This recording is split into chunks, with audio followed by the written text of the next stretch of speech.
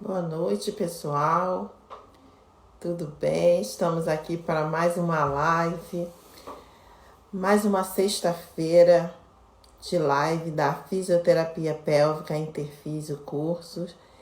E hoje a gente tem o imenso prazer de receber aqui a professora Gisele Ribeiro.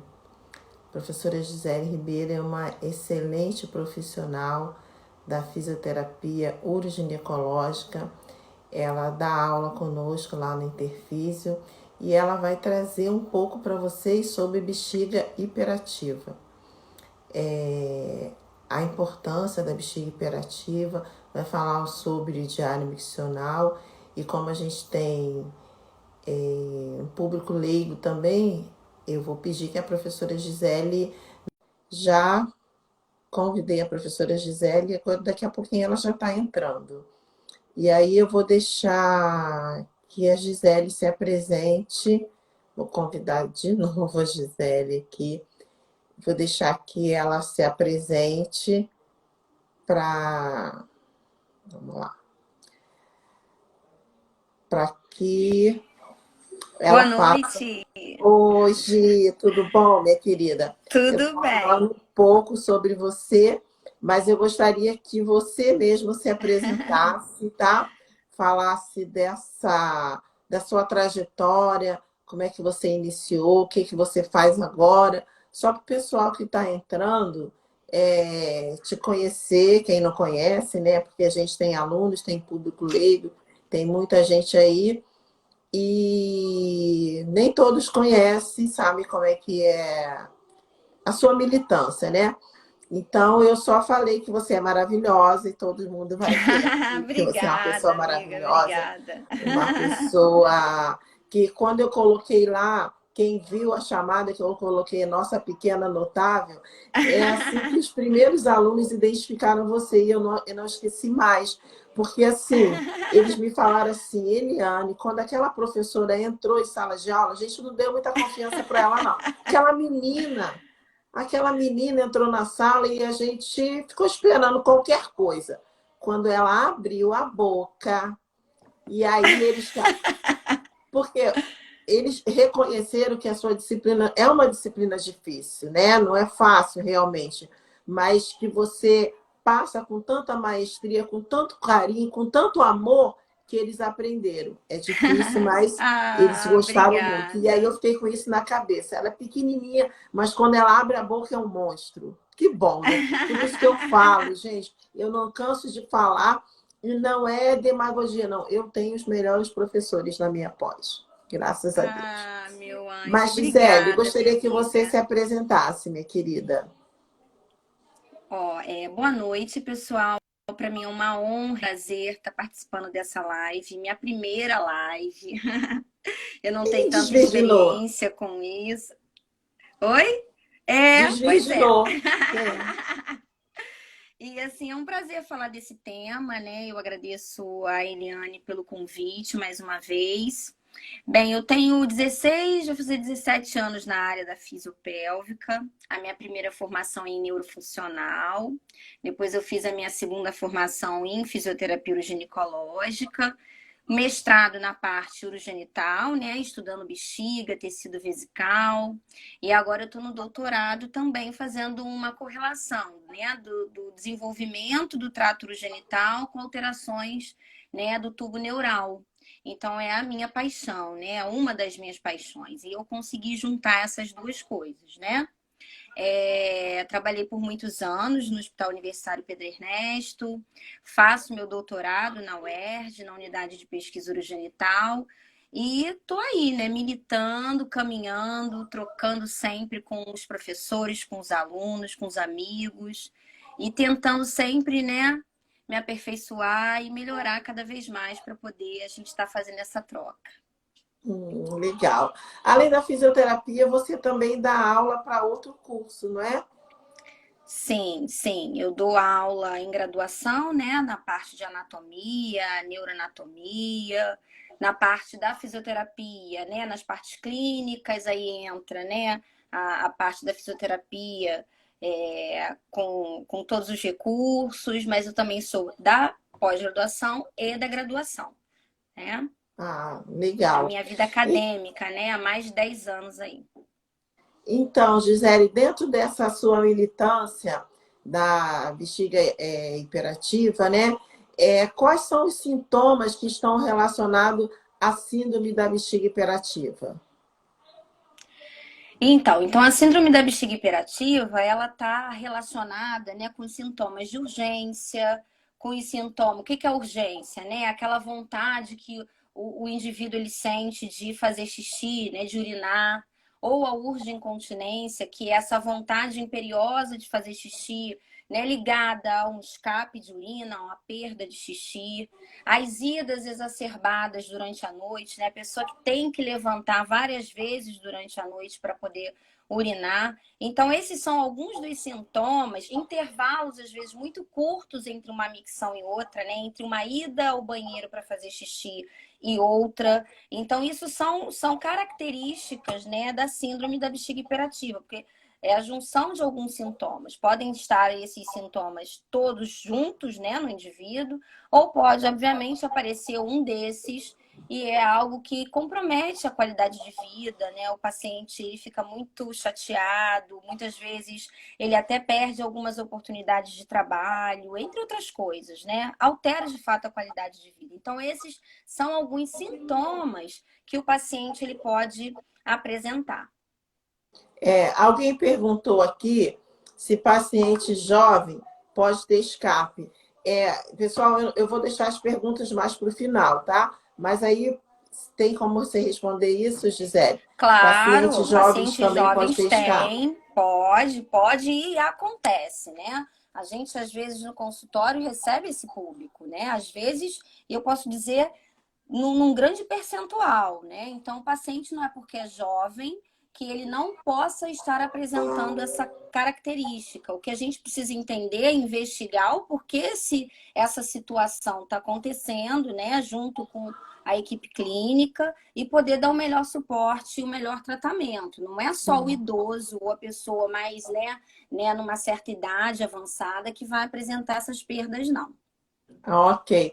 E aí, dentro dessa avaliação clínica, nós, como fisioterapeutas, né, eu queria que você dissesse para o pessoal quais os recursos que podem ser utilizados pela fisioterapia nessa síndrome.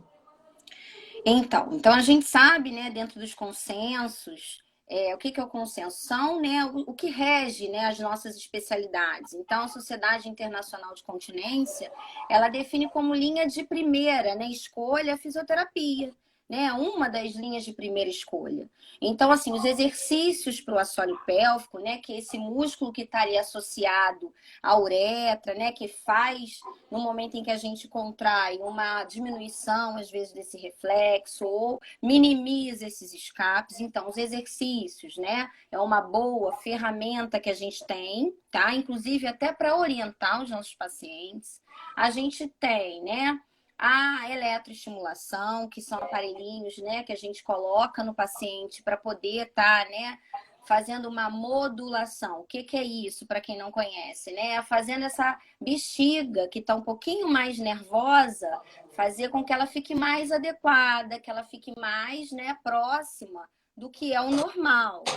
E a gente também tem, né, um outro recurso que é o biofeedback. O que que é isso? O biofeedback é uma retroalimentação, né? O que que isso significa? É todo aquele comando que a gente dá para o paciente, né, ou para ele contrair, ou comandos, né, verbais, como a gente fala. Mas existem aparelhos também específicos que a gente pode estar utilizando, né? Agora, juntando tudo isso, é muito importante que a gente tenha também, né, uma orientação comportamental para esse paciente, porque não adianta a gente, né, passar ou prescrever exercícios, fazer uma modulação, né, desse trato urinário inferior, fazer um biofeedback, e o paciente, por exemplo, não evitar determinadas substâncias ou determinadas situações que vão aumentar, de fato, esse padrão aí de sintomas. Sim. E aí, quando você fala dessa orientação comportamental, o diário miccional é importante para esse paciente? Exatamente. O que é o diário miccional, né? O diário miccional é uma folha que a gente dá para o paciente com alguns tópicos, né, que ele precisa responder. Que tópicos são esses, né? O quanto ele bebe de líquido, a quantidade, né, de urina que ele está eliminando, se ele perde xixi, se ele, porventura, ele precisa sair correndo para ir ao banheiro, né, para fazer xixi, ou se nesse intervalo aí, nesse percurso de ida ao banheiro, ele ainda tem a presença de alguma perda de urina, né? Se ele usa o protetor, que é a fralda, né, um absorvente. Então, tudo isso é relacionado às perguntas do diário miccional. O diário miccional ele é fundamental nessa característica, né, de disfunção, porque é um mapeamento que a gente faz do paciente no intuito, inclusive, da gente poder reavaliá-lo posteriormente. E ele entender.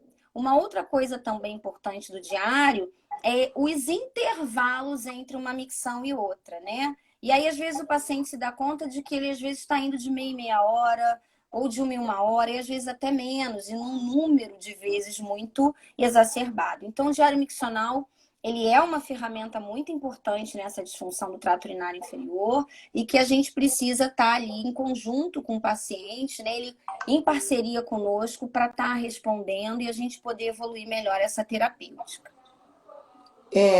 A físio atual perguntou o que diferencia, ou qual a diferença entre a incontinência urinária de urgência e a bexiga hiperativa. Você está vendo essa pergunta aqui? Não vi, não. Ela quer saber a diferença da bexiga hiperativa. A incontinência urinária de urgência e a bexiga hiperativa. A bexiga hiperativa vai ser o quê? Uma contração não inibida do músculo detrusor, que é o músculo da bexiga, né? E aí ela perguntou o que é incontinência urinária de urgência. É isso? Relacionada à bexiga hiperativa? Ela quer saber o que diferencia a incontinência urinária de urgência e bexiga hiperativa. A incontinência urinária de urgência é um sintoma de bexiga hiperativa. Tá bom? Só que aquilo, para a gente ter um diagnóstico fechado, o médico, o urologista, ele vai excluir outras situações. Por exemplo, ele vai pedir um exame de urina, ele vai entender se esse paciente ele não tem uma infecção do trato urinário, porque se ele tiver, pode ser uma irritação dessa mucosa que está levando esse paciente a urinar mais. Então, a gente precisa ter excluído esses outros critérios para poder definir, ó, isso é uma incontinência urinária de urgência por conta de uma bexiga hiperativa, tá? Então, a incontinência urinária de urgência, ela pode aparecer na bexiga hiperativa, mas ela é um sintoma. Então, se ela é um sintoma, ela precisa ser excluído e quem faz isso é o médico. Sim. Tá? E existem também... Pode falar. Pode falar.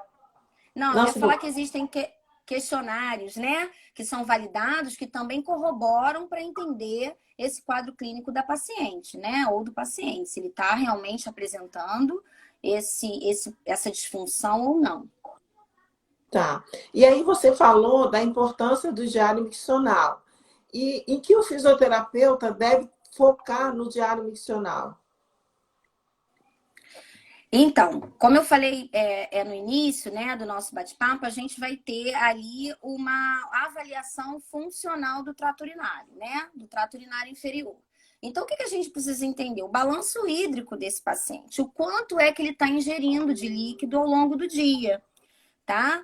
Observar esse padrão de balanço hídrico, observar os intervalos em que ele vai ao banheiro, né? E observar em que momentos essa urgência ela está presente. E se essa urgência ela se apresenta juntamente, por exemplo, com um escape de urina, né, que é a incontinência de urgência. Então, são fatores e pontos importantes da gente avaliar para a gente, de fato, entender como é que está o paciente e poder, dentro desse critério, dentro dessa análise, a gente poder fazer aí o nosso treinamento miccional, fazer as orientações pontuais para que ele diminua, obviamente, esses sintomas. Tá bem? A Sandra Ferreira está perguntando a hipercontratilidade. Normalmente, Sandra, a gente fala hiperatividade. ela está perguntando se a hipercontratilidade do detrusor é a mesma coisa. Você responde? Eu Responde. respondo. Não, eu Então, fico ansiosa, mas responde você. a hipercontratilidade detrusora, né? Quando a gente fala assim, um detrusor hiperativo, isso é uma avaliação do exame urodinâmico, né? A gente não define isso, por exemplo, na clínica. Às vezes o paciente tem a queixa, mas não necessariamente ele vai apresentar isso no exame, tá? Então, isso é uma coisa. A bexiga hiperativa é uma síndrome, e aí ela se apresenta, né? De que maneira? Com esses sintomas que a gente falou no início, né? Que é a urgência, a incontinência, a noctúria, né? A noctúria, que é aquelas idas várias vezes à noite, né? Para fazer xixi. Ou a polaciúria, né? Que é aquele paciente que vai muitas vezes, né? Ao banheiro. E aí, normalmente, que se define acima de 8 vezes dia. Então, assim, a bexiga hiperativa é uma síndrome, né? Que está relacionada com alguns sintomas. A hiperatividade detrusora, ela é caracterizada no exame urodinâmico. Eu acho que foi isso que ela perguntou, foi isso? Ela perguntou se era a mesma coisa. Hiperatividade detrusora E e bexiga hiperativa. Sim, bexiga se o paciente hiperativa. tem uma hiperatividade detrusora, ele vai apresentar uma bexiga hiperativa. Isso É, aí. mas aí, Sandra, como a Gisele explicou, é uma síndrome, né? Então tem vários sintomas da hiperatividade. Você pode receber um paciente que não tenha uma contração detrusora no exame urodinâmico, porém ele tem uma hiperatividade, porque ele tem os sintomas, ele apresenta os sintomas durante o exame, aquela urgência, não aguento mais, eu quero fazer xixi, mas não houve a contração involuntária. Também é uma bexiga imperativa. Mas aí, isso aí já é o exame urodinâmico, fica para uma outra situação. E aí, ainda dentro da bexiga imperativa, o diário miccional, qual a importância do treinamento comportamental para esse paciente que apresenta a bexiga imperativa, Gi? Então, a gente já tinha até conversado, né? A gente já tinha sinalizado esse critério do comportamental. Então, por exemplo, é um paciente que toma muita cafeína, toma muito café, ou muitas bebidas, né, que contenham essa substância, né? Comidas muito condimentadas. É uma pessoa que tem uma atividade, né, laboral muito intensa, é uma pessoa muito estressada, muito nervosa, que normalmente está um pouquinho relacionado com esse critério, né, de disfunção. A gente orienta, num primeiro momento, a eliminar esse padrão, né? Ou, obviamente, diminuir. Né? Aí vai depender de qual característica e de que tipo de paciente que a gente está avaliando. Né? Então, essa orientação comportamental, ela sempre vai estar se baseando em cima do cotidiano do paciente. Né? E aí, juntando, né, essa questão comportamental com a avaliação do diário, a gente também vai ter, obviamente, outros critérios a serem orientados, como, né, esse padrão de ida ao banheiro, né, como esse paciente, qual é a posição que ele vai urinar, né? Tudo isso é importante nessa orientação comportamental. Mas uma das principais coisas que a gente precisa estar atrelado, né, entender dentro desse contexto é, de fato, ele está fazendo uso, né, de substâncias irritativas para essa bexiga ela está, né, sendo sobrecarregada por essas substâncias. Então, isso é bom da gente orientar no comportamental, né, logo num primeiro momento, para que o paciente consiga, junto com tudo que a gente vai, né, tá ali inserindo na terapêutica, a gente consiga uma resposta mais efetiva. Quando se fala em fisioterapia uroginecológica, fisioterapia pélvica, pensa-se muito em assoalho pélvico e treinamento do assoalho pélvico, Kegel e tudo mais. E aí há uma confusão, principalmente dos alunos que eu percebo na graduação e até na pós-graduação, em normalizar a função do assoalho pélvico quando ele tem uma perda de urina, quando esse esfíncter não é competente. E aí eles têm essa dúvida, se o paciente tem esfíncter competente na bexiga hiperativa, o que eu vou fazer? Eu queria que você me dissesse qual a importância desses exercícios do assoalho pélvico para a bexiga hiperativa. Então, quando a gente fala do trato urinário inferior, é a bexiga, a uretra, tá? São dois componentes importantes. E juntamente à uretra, a gente tem os músculos do assoalho pélvico, né? Então, esses músculos, eles estão ali em harmonia, atuando, inclusive, para manter a continência, né? Para deixar com que o paciente não perca urina. O que a gente entende dentro desse contexto quando a gente fala sobre a ativação desses músculos para inibir essa contração? Né? Existem teorias, e inclusive a própria neurofisiologia, elas nos dá a ideia de que quando eu ativo esse esfíncter, né, essa uretra, esse músculo que é voluntário, a bexiga ela entende, opa, não é para eu ir fazer agora meu xixi, né? Eu tenho que esperar mais um pouquinho, falando de forma mais assim tranquila para quem não é da área entender. Então, por exemplo, é aquela Inclusive eu história. falei isso. Eu falei com o pessoal antes de você entrar que pediria que você não fosse tão técnica, porque a gente tem pessoal leigo também assistindo. Então, continua nesse Isso. discurso. Então, assim, quando a gente contrai ali, né, esse assoalho pélvico, contrai a região vaginal, né, ou contrai a região do ânus, a gente vai mandar uma informaçãozinha lá para nossa bexiga de que, poxa, olha, ainda não é o momento de você estar contraindo. Espera um pouquinho. Vamos tentar esperar ela encher mais, deixa ela ficar mais cheinha, e aí sim eu vou e deixo essa urina sair. Que é o que a gente chama, né, de um envio de informação que é um comando recíproco na realidade. Quando eu contraio meu assoalho pélvico, eu entendo essas fibras do detrusor, que é o músculo da bexiga, elas entendem, opa, calma aí que agora não é o momento de eu estar ainda em contração. Né? A não ser que seja um reflexo muito importante, aquela vontade já no momento correto. E aí, por isso que os exercícios, eles são relevantes. O que a literatura nos dá? A literatura ainda não consegue nos dar uma definição, né, de 100% disso, mas a prática clínica, né, existem alguns artigos que apontam para isso, que essa ativação do músculo, né, bem orientada por um profissional especializado, vai fazer com que essa bexiga ela minimize essa sua contração fora do momento. Né? No momento em que ela não tem que contrair, ativando os músculos do assoalho pélvico, tem-se uma tendência dessa contração ser minimizada. É por Tá. isso que se tem essa relevância e importância nos exercícios do assoalho pélvico, né? A Heloísa Físio está perguntando se essa contração, esse exercício é feito orientados para o paciente fazer na hora de fazer xixi ou para fazer no consultório? São as duas coisas, tá? A gente faz e orienta um exercício para ele tentar inibir, né, esse reflexo, né?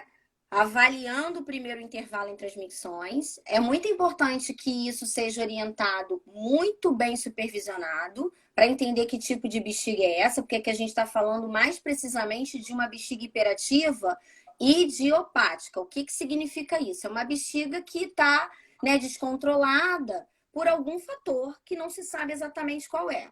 É diferente da bexiga hiperativa neurogênica, que é uma bexiguinha que está, assim, por uma característica neurológica. Então, aqui a gente está falando de uma forma ampla, né? Mas isso é bom deixar claro, porque as orientações elas vão mudar em alguns aspectos. Mas numa bexiga hiperativa, né, que é idiopática, que não tem uma causa, a ideia é a gente orientar esses exercícios no consultório, no ambulatório, tá? Exercícios específicos. Aí a gente tem que primeiro ter uma avaliação, mas a gente pode orientar sim. Quando ele urinou, num intervalo muito curto, o paciente já tem uma vontade de urinar novamente, ele pode sim fazer ativação desse esfíncter para fazer com que a gente iniba, né? A gente consiga orientar essas fibras detrusoras que, calma aí, você acabou de esvaziar. Agora não é o momento certo. Então, isso pode ser feito. A orientação deve ser a seguinte: o paciente contraiu, né? Seguindo a nossa orientação, não diminuiu essa vontade, aí ele deve ir ao banheiro e urinar. Ele conseguiu, né, cessar, diminuir, parar essa vontade? Perfeito. Isso é uma orientação que deve ser levada em consideração, tá? Uhum. Então, além do exercício do assoalho pélvico, a gente trabalha com eletroestimulação também. E aí eu te pergunto, qual a função e a importância da eletroestimulação na bexiga hiperativa? Então, quando a gente fala dessa disfunção, né, a bexiga que está ali meio nervosinha, contraindo fora do compasso, a eletroestimulação ela vai trabalhar no contexto de neuromodulação. O que é isso, né? A gente sabe que para a bexiga contrair, para o assoalho pélvico contrair, vai precisar do quê? De nervos, né? Que são estruturas que chegam até aquelas áreas e dão um comando, ó, você vai contrair agora, você vai relaxar agora. E quando a gente utiliza a eletroestimulação, a gente, na realidade, está trabalhando uma aferência, que é uma subida de informação até essa região da parede da bexiga, né? Até também desse componente aí de região muscular, né? Do assoalho pélvico, tentando organizar essas informações. Então, na realidade, quando a gente faz uma eletroestimulação nessa situação, é tentando inibir, diminuir cada vez mais essa contração fora de hora. É assim que a eletroestimulação vai atuar na hiperatividade, ou melhor dizendo, nessa bexiga hiperativa. Então, é organizando esse detrusor, né? Fazendo com que ele entenda que, olha, calma, não é o momento ainda de você contrair, a bexiga está enchendo, não é a hora. Então, a eletroestimulação, ela modula essas fibras que vão chegar até essa parede da bexiga, fazendo com que haja ali uma diminuição dessa contração fora de hora. É Hum, uma das questões, né? Isso é muito mais complexo. Mas, assim, de uma forma mais objetiva, é dessa maneira que a eletroestimulação vai atuar. ok. E qual o melhor local de aplicação dessa eletroestimulação?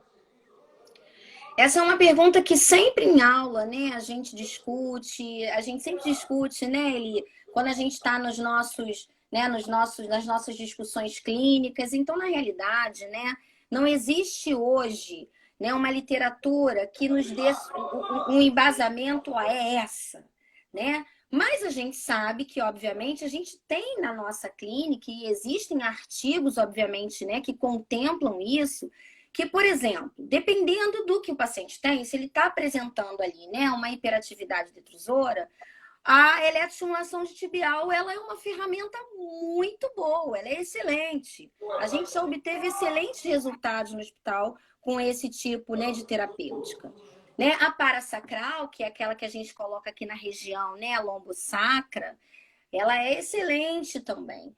Mas a intracavitária, ela deve ser usada, que é colocada dentro da vagina, dentro do ânus, ela é importante, ou aquela que é, né, nós colamos eletrodozinhos ali no períneo do paciente. Então, dependendo do que o paciente está apresentando, se ele está apresentando clinicamente, né, somente esse critério, né, de disfunção vesical, né, o paciente ele não tem nenhuma alteração específica da musculatura de assoalho pélvico, vale a pena a gente investir no tibial. Por quê? Que é aquele do pé. Porque a gente pode estar trabalhando esse assoalho pélvico, fazendo outros exercícios da pelve, enquanto ele está ali recebendo essa modulação, né, dessa via aí de aferência, sem problema algum, tá? E se porventura, né, a gente observa que é uma incontinência urinária mista, o paciente ele tem ali uma bexiga hiperativa, tem uma alteração importante da musculatura, né, desse assoalho pélvico, uma fraqueza dessa musculatura, pode ser utilizado o intracavitário, né? Mas é claro, isso tudo tem que ser muito bem avaliado para a gente definir. A gente sabe que em criança, né, a gente tem uma resposta muito mais efetiva com o parasacral, que é o que é colocado nas costas. E no caso das neurogênicas, das bexigas hiperativas neurogênicas, a gente acha, né, dentro do que a gente lê e até a própria prática clínica dos colegas, é o parasacral, porque já está ali próximozinho à saída da raiz. Então, na realidade, o que a gente deve estar assim, né, se apegando é qual é esse ponto dentro da avaliação que chama a atenção. Dá para a gente juntar essas duas questões? É uma disfunção muscular juntamente com uma bexiga hiperativa? A gente pode fazer o intracavitário sem problema algum. Mas o tibial, né? A eletroestimulação percutânea, né? Ela é muito interessante, sim. Tem uma pergunta aqui da Físio Atual, piso pélvica, você está vendo? Para o tibial, Não, essa primeira não, pergunta. Prefere a com, neuromodulação sacral ou, mas ou de- prefere na neuromodulação sacral o quê? Eu não entendi. Não, ela pergunta se prefere a neuromodulação sacra ou del tribunal. Deve ser do tibial. Recomenda, Então, se o paciente não tiver recomenda para o nenhuma tibial em uma perna ou ambas? em uma perna, É. tá? Uma perna só. Agora, claro, avaliado de forma bem efetiva, né? Avaliar a questão sensitiva, avaliar a questão vascular, né? Porque tem que estar pérvio, porque senão, como qualquer outra aplicação da eletroestimulação, né? Ela continua perguntando sacra ou tibial, mas você já respondeu anteriormente. Se você prefere sacral ou tibial? Sacral, se for, no caso, uma bexiga hiperativa neurogênica, eu opto pelo parasacral, né? E a gente entende dentro da literatura que tem uma resposta um pouco mais efetiva. E se o paciente tiver uma idiopática, sem nenhuma alteração de assoalho pélvico, nada impede de fazer o tibial e a gente tem boas respostas com ele. E aí ela respondeu, graças. Nada. Graças. Então, Gisele, eu queria perguntar se alguém tem uma pergunta específica, deixar em aberto, quem quiser fazer alguma pergunta concernente ao assunto aqui, se tem alguma dúvida sobre o que a gente falou, para perguntar aqui, se você pode responder.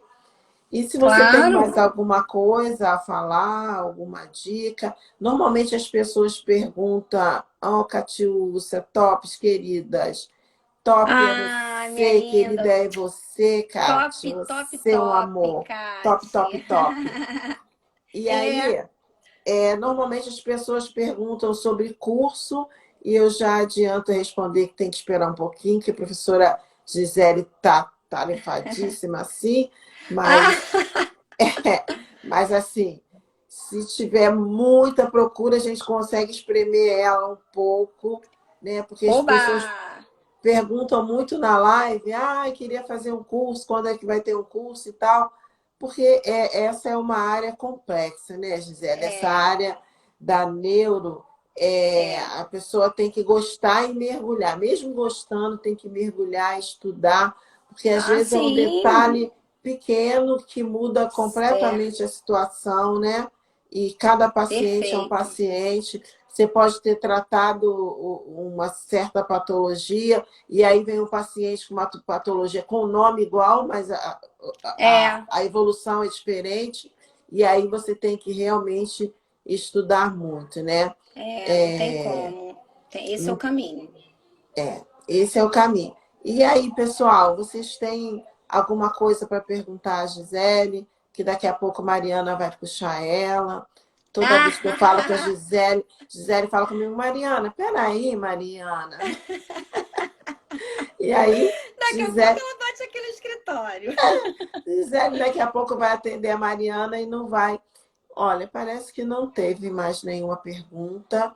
Eu fiquei muito satisfeita com a nossa live. Fiquei mais Para mim satisfeita foi ainda de uma saber que era honra. a sua primeira vez. E eu É, agora já estou também, né? Porque eu não tenho tempo de assistir as lives, porque você assiste, você sabe como é que a pessoa faz, você faz igual também e vai aprimorando. Só que eu não tenho tempo de assistir. Então, eu fui fazendo, aprendendo no tranco, e daqui a isso, você tá pouco, excelente, chefe. Você tá maravilhosa. tá bom. Vou aprendendo Linda e assim no querida como tranco, sempre. é complicado. Mas é muito gostoso, é muito É gostoso. sim, é sim, é sim. A Fisio Actual disse muito bem, muito bem na Ah, explicação. obrigada, obrigada. Olha, Simone aqui, meu Deus, nossa Olha, chefe, oi, nossa Si! coordenadora aqui vendo a É! gente, meu Deus do céu. Que Oi! responsabilidade, Muita, né? não é? Muita Simone é nossa responsabilidade. coordenadora da Câmara Técnica do Crefito 2. Obrigada, Simone, Obrigada, Si. pelo prestígio de estar aqui. Maravilhosa. Manda o A Cátia coração. falou assim, saudades. A gente também tá com muitas Também, Kate, saudades. muita saudade de você, nessa E essa pequenúcia que a gente princesinha precisa dar uma aí, apertada na é. bochecha, né? Então é Ai, isso, que pessoal. delícia. Gisele, muito obrigada. A Simone também, nós amamos Amo você. você. Muito obrigada pela sua participação, Ah, pela sua obrigada. disposição em estar aqui. Eu sei que você tem uma vida corrida, é uma vida profissional, corrida pessoal, corrida familiar, né? Porque você tem duas crianças e mesmo assim você arrumou um jeitinho. Eu sei que esse momento você estava apertada e por amizade, mesmo por carinho, consideração, você abriu um tempinho para estar aqui com a gente. Olha, eu reconheço isso muito e te agradeço. Para algumas Oh, minha pessoas, amiga. esses minutos que você ficou aqui, não é nada, ficou na frente do computador, não, mas eu sei o que você está passando com qualificação, doutorado, e filho, e trabalho, e quarentena, né? Eu sei É. que não está fácil. Então, eu te agradeço dobrado, minha amiga. Muito Oh, obrigada minha mesmo. amiga. E assim, você foi excelente nas respostas, assim como eu te pedi que fosse uma resposta mais suave para que as pessoas pudessem alcançar e entender, né? Porque tem muita pessoa leiga, muita gente que não entende e precisa de tratar e não sabe que há tratamento, né? É, E eu te agradeço é. muito, muito Ah, mesmo. minha amiga, obrigada a você, tá? Sempre pelo carinho comigo, sempre, né, muito parceira. E para mim realmente é uma honra estar aqui, né, podendo falar de algo que eu amo e com pessoas tão queridas, né? Te agradeço mil vezes. Amei minha Obrigada. primeira vez na live. Foi Obrigada, minha maravilhoso. querida. Um Obrigada, beijão para gente. você, tá? Boa Tchau, noite, querida. viu? Fica com Tchau, Deus. um beijo. Fiquem com Deus.